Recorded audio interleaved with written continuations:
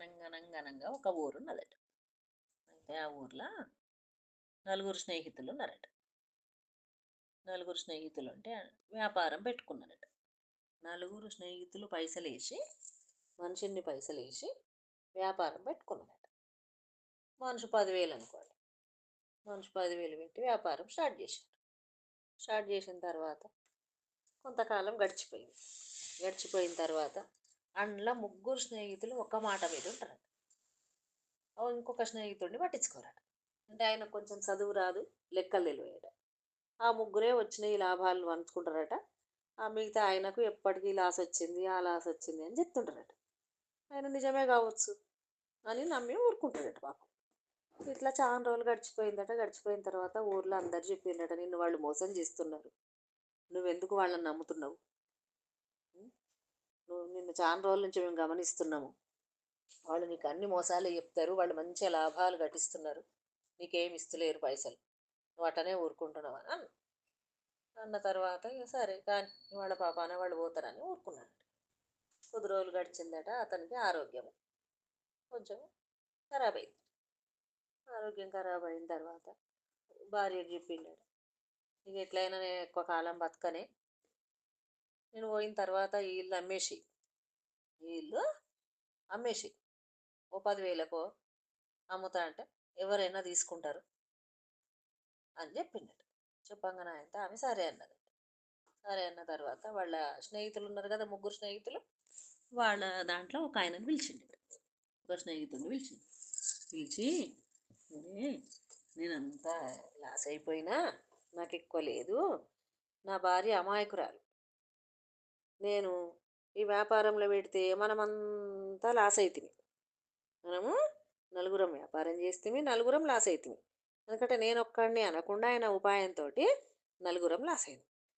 అయితే ఇక ఇదంతా ఇప్పుడు నా భార్యకి చెప్పి ఆమెను బాధ పెట్టుడు ఎందుకు, నేనేం చేసిన, నేను కొంత ఈ పొలం పని చేసుకుంటూ అది చేసుకుంటూ ఇది చేసుకుంటూ కొంత ధనం సంపాదించిన, ధనము సంపాదించిన, మాకు 4 రూములు ఉన్న ఇల్లు ఉన్నది.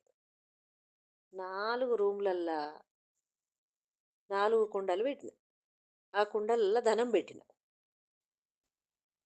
ధనము పెట్టిన, అది దాదాపు ఒక 10,000 వరకు ఉంటుంది.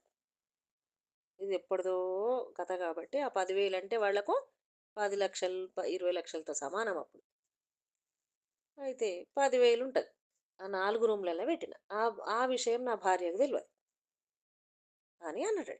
అనగానే ఆహా, అయితే ఈయన ఆరోగ్యం ఎట్లయినా బాగాలేదు, ఇప్పుడు ఎప్పుడో గుడుక్కోమంటాడు, అన్న తర్వాత ఈ ఇల్లు నేనే కొనుక్కుంటా అనుకున్నాడు.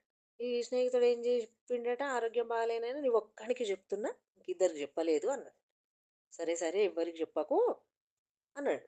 అన్నాడట. ఆయన వెళ్ళిపోయినాడు. వెళ్ళిపోయినాక ఇంకో ఆయన పిలిచినాడు. ఆ ఇంకో ఆయనకు కూడా ఇదే విషయం చెప్పిండాడు, నీ ఒక్కడికే చెప్తున్నా, ఎవ్వరికి చెప్పలేదు అని. సరే ఇంకో అతన్ని పిలిచినాడు, మూడో స్నేహితుడిని పిలిచాడు. పిలిచి ఆయనకు కూడా మొదటి ఆయనకు చెప్పినట్టే రెండో ఆయనకు చెప్పినట్టే చెప్పిండట, నీ ఒక్కడికి చెప్తున్నా, మిగతా ఎవ్వరికి తెలియదు ఈ విషయం అన్న తర్వాత ఆయన కూడా వెళ్ళిపోయినాడు. వెళ్ళిపోయిన తర్వాత కొంతకాలం గడిచిపోయింది. ఆ స్నేహితుడు మరణించిన తర్వాత ఇక ఆ భార్య ఏం చేస్తుంది పాపం, పిల్లలు ఉండిరి, ఇక తను అక్కడ ఉండి ఏం చేయాలని చెప్పేసి ఆయనతో ఇల్లు అమ్మకానికి పెట్టిందట. ఆ ఇల్లు అమ్మకానికి పెట్టింది. అమ్మకానికి పెట్టంగానే ఆయనతో ఒక స్నేహితుడు వచ్చిండట.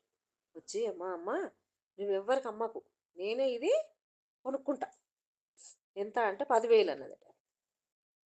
సరే ఇంకో స్నేహితుడు వచ్చిండట, నువ్వెవ్వరికి అమ్మకు, మాకే అమ్మ, నేను 10,000 ఇస్తా అన్నాడట. ఇంకో స్నేహితుడు వచ్చిండట, అమ్మ ఎవ్వరికి అమ్మకు, నేనే ఇస్తా, ఆ 10,000 నేనే ఇస్తానండి.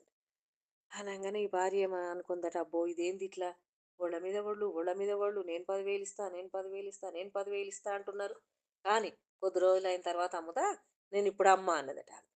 అనగానే ఆయనతో ఆ ముగ్గురు స్నేహితులు బయటకు పోయినాడు. బయటకు పోయి మాట్లాడుకున్నాడు. మాట్లాడుకున్న తర్వాత వాళ్ళకి అర్థమైపోయింది, ఆ స్నేహితుడు ఏం చెప్పిండు, ఆ రూమ్లల్లో పైసలు పెట్టినా అని చెప్పిండు. పైసలు పెట్టినా దాచిపెట్టినా అన్నాడు కదా. అయితే ఇది మన ముగ్గురికి చెప్పిండు ఈ విషయం, లోపట ఉన్నాయి, లోపట ఖచ్చితంగా వాడు దాచిపెట్టి ఉంటాడు, మనం ఈ డబ్బులు ఇచ్చి తీసుకుందాం అని చెప్పేసి ఆయనతో వాళ్ళు ఏం చేసిండట, వచ్చి మళ్ళీ అడిగారు. మళ్ళీ అడగగా నా భార్య నేను అమ్మ అన్నదట. అనగానే అమ్మ ఒక 10,000 కాదు, ఇప్పుడు నీకు మేము ముగ్గురం కలిపి నీకు 30,000 ఇస్తాం, ముగ్గురం కలిపి నీకు 30,000 ఇస్తాం, తీసుకో అన్నారట.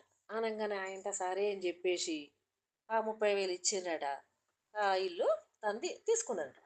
తీసుకున్న తర్వాత ఆయనతో ఈమె ఏం చేసిందట, పిల్లలు తీసుకొని ఆమె వేరే ఊరికి వెళ్ళిపోయిందట. వాళ్ళ తల్లిగారు ఊళ్ళో వెళ్ళిపోయిందట.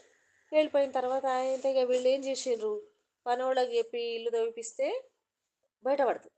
అందులో లోపల ధనం ఉన్న సంగతి బయటపడుతుంది.